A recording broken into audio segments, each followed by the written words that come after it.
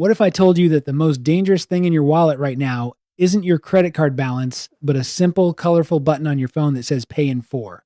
Right now, across the United States and Europe, a new kind of hidden poverty is emerging.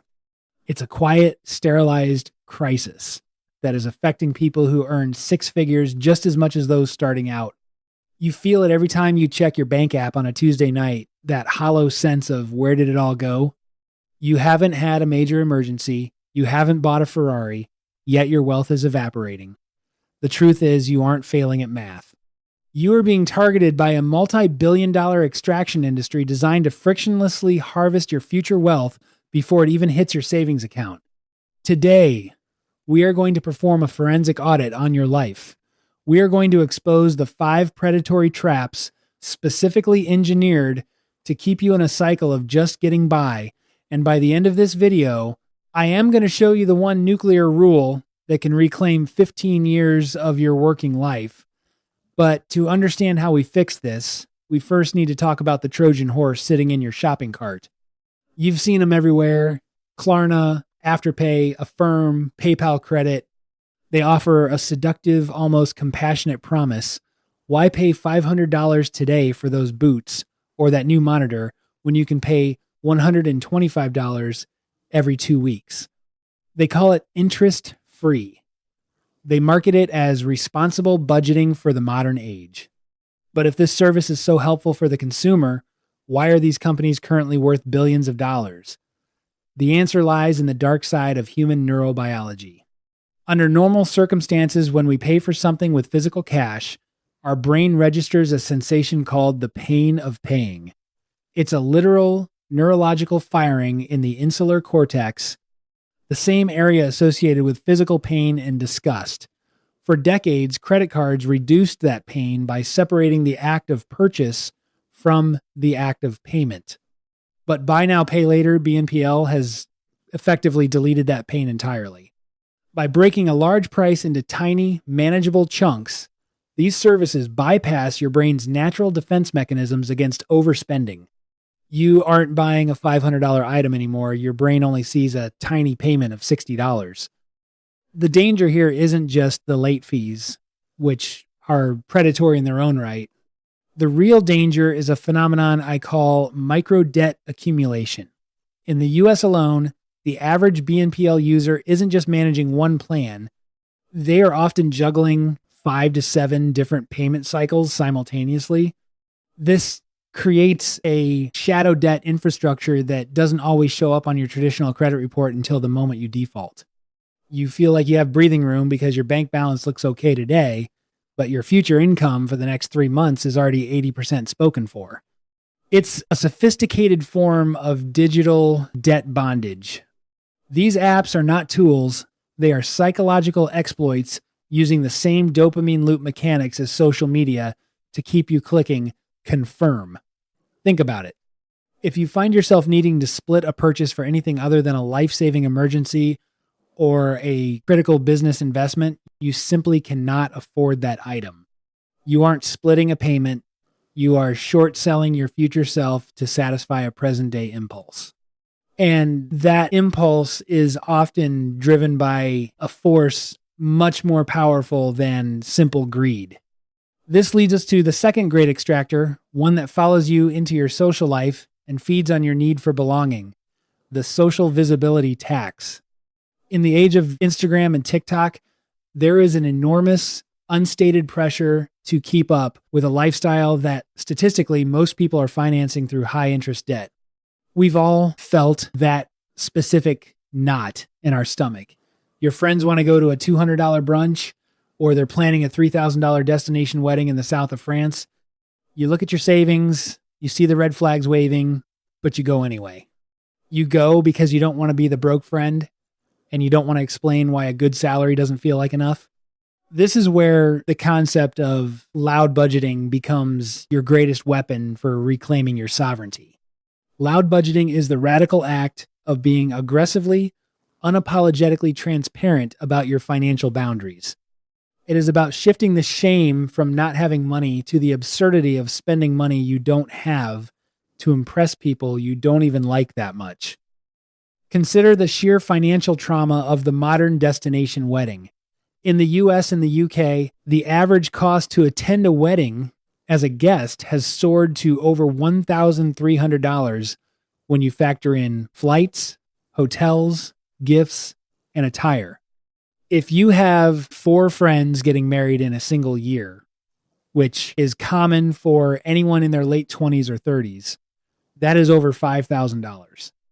That is the exact amount of a healthy 1-month emergency fund for a middle-class family gone in a blur of champagne and plane tickets. Loud budgeting means having the courage to say, I love you and I am so happy for your union. But flying to Cabo for your bachelorette party is not in my 2026 financial architecture because I am prioritizing my house down payment or my transition to self-employment. This isn't just a money-saving tip. It's an act of social autonomy. The most expensive thing you can ever own is a reputation you can't afford to maintain. When you stop paying the social visibility tax, you suddenly realize how much of your poverty was actually just a performance for an audience that wasn't even watching. But extraction doesn't always happen in these large, dramatic social events. More often, it's a slow, agonizing leak. Let's address the most controversial topic in the history of personal finance, the latte factor. You've heard the billionaire gurus tell you that your $5 coffee is the reason you aren't a millionaire. And you've heard the defensive counter argument that $5 doesn't matter in the face of a $1 million housing market. Both sides are wrong because they miss the underlying mechanics of behavioral dribbling. A $5 coffee will not make you poor, but the habit of mindless, impulsive microspending creates a structural leak in your financial bucket that prevents it from ever reaching the level of overflow. It's not just the coffee. It's the $2 cloud storage you don't use, the $12 app subscription you forgot to cancel in 2022, the free shipping threshold that forced you to spend an extra $30 on Amazon for things you didn't want. This is dollar dribbling, the slow, constant loss of capital that should be your investment seed money. If you spend just $15 a day on unnecessary conveniences, that slightly faster delivery fee, that snack you bought because you were bored, that premium version of an app you rarely open, that adds up to $450 a month. Over 30 years, if that same amount were invested in a simple S&P 500 index fund with an average 8% return, that dribble would have turned into over $600,000. You aren't just losing $5 today. You are losing the 6-figure version of yourself 30 years from now. The goal here isn't to live a life of miserable deprivation. The goal is intentional consumption. If that coffee brings you genuine peak level joy and powers your creative productivity, buy it. But buy it with intention, as a conscious choice, not as a default setting for your boredom. Most people are conveniencing themselves into a lifetime of cubicle work they hate. They are trading their freedom for a slightly more comfortable commute. If you are already feeling the weight of these leaks, we need to look at the survival map for the current high-interest environment, the debt waterfall. In the US and Europe, we are currently navigating the highest interest rates in decades.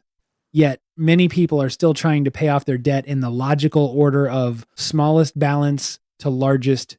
While the snowball method is often touted for its psychological wins, in a world of high inflation and 24% credit card APRs, the snowball is a luxury you can no longer afford.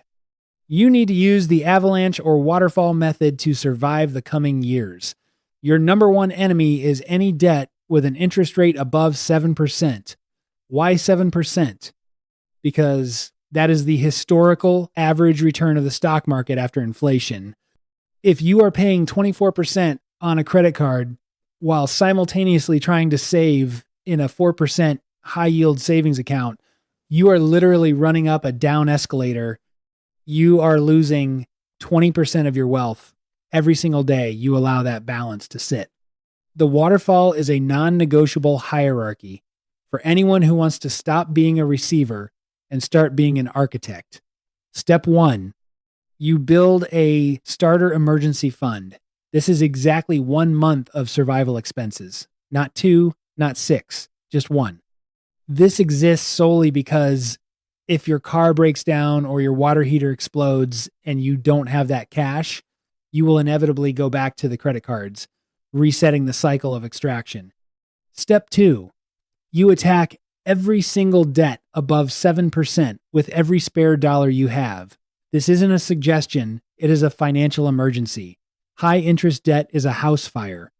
You don't budget around a house fire. You put it out with everything you've got until the flames are dead. Only after the high interest debt is completely gone do you move to step 3, the full 6-month emergency fund. This fund is what we call FU money. It is the invisible barrier between your family and the whims of a bad boss, a toxic work environment, or a volatile economy. Without it, you are a slave to the next paycheck. With it, you are the architect of your own time.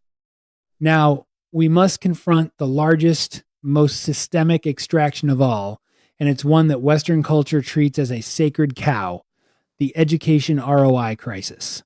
For 40 years, the Western middle class has been sold a dangerous lie that any degree, at any price, from any institution, is a guaranteed ticket to prosperity.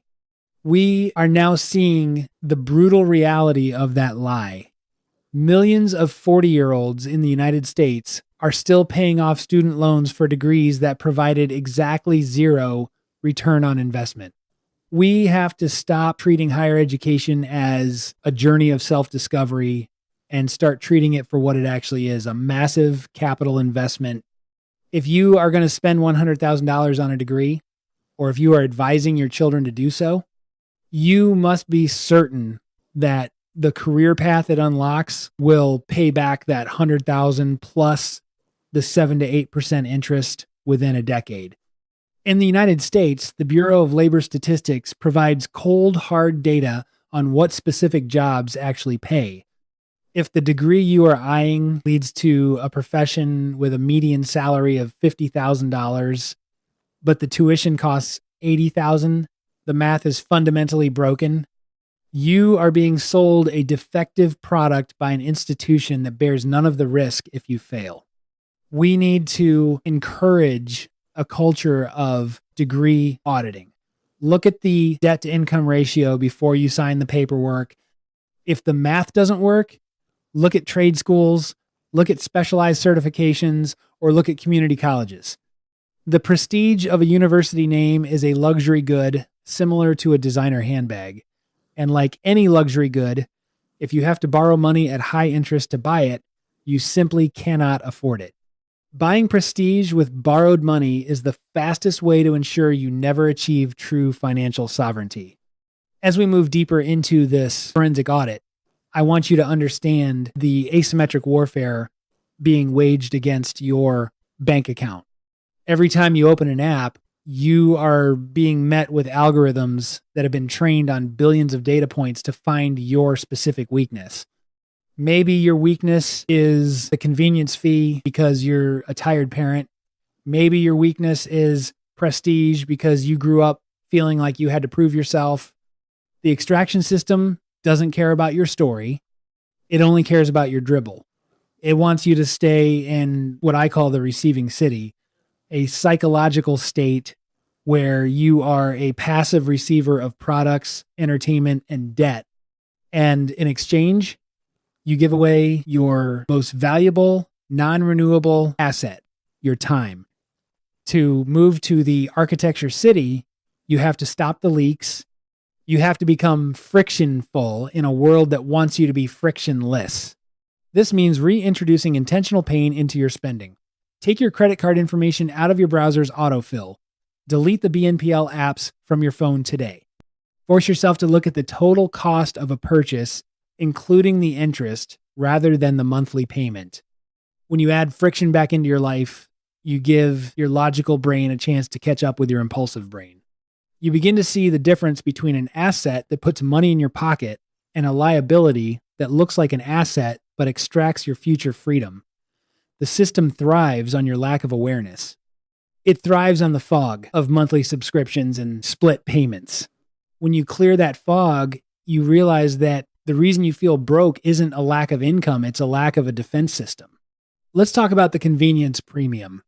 In major Western cities, we have become addicted to having everything delivered to our door in 30 minutes. Uber Eats, DoorDash, Amazon Prime.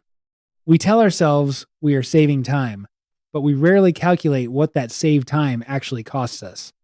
If you pay a $15 premium for a food delivery to save 30 minutes of driving, you are effectively valuing your time at $30 an hour post-tax.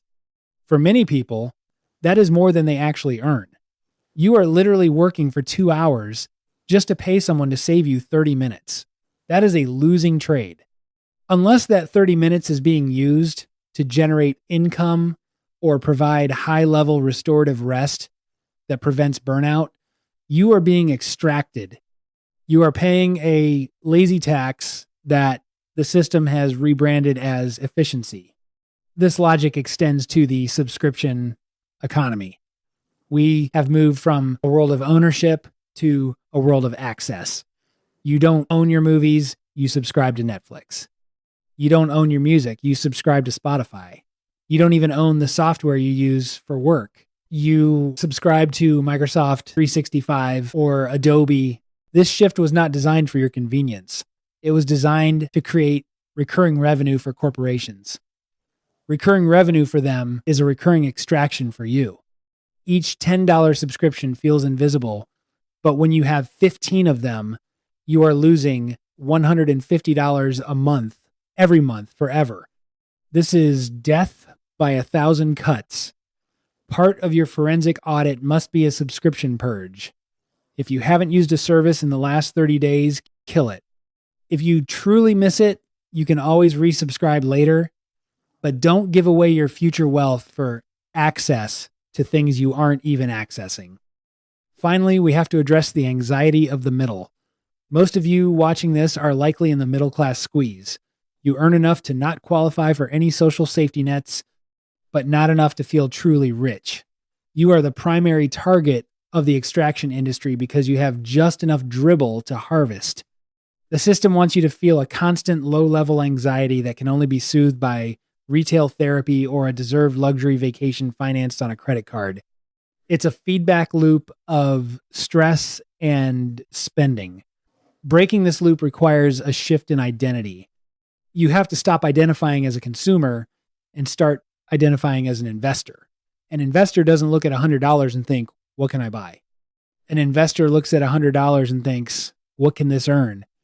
When you make that shift, the pay in 4 button doesn't look like a convenience anymore. It looks like an insult.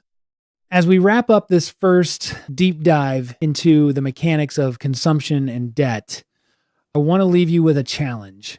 I want you to go to your bank statement from the last 30 days.